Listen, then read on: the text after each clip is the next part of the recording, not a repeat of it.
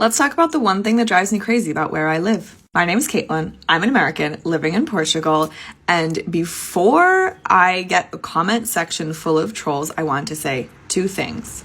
Number one, all of the Portuguese are constantly complaining about this exact same thing.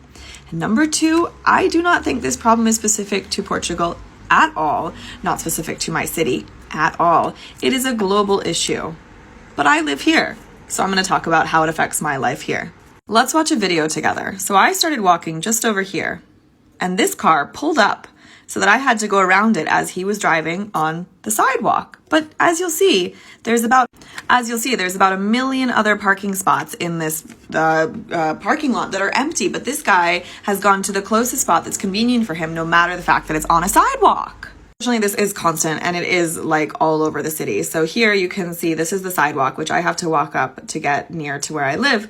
And here's a car parked on the sidewalk. And in front of that car, there are more cars. There are always cars all along this part of the sidewalk. Currently, over here, right by this fire hydrant here, there is construction, which has a big, huge dumpster, which is blocking off that part of the sidewalk. So the reality is that there is no way to safely get through this part of the road.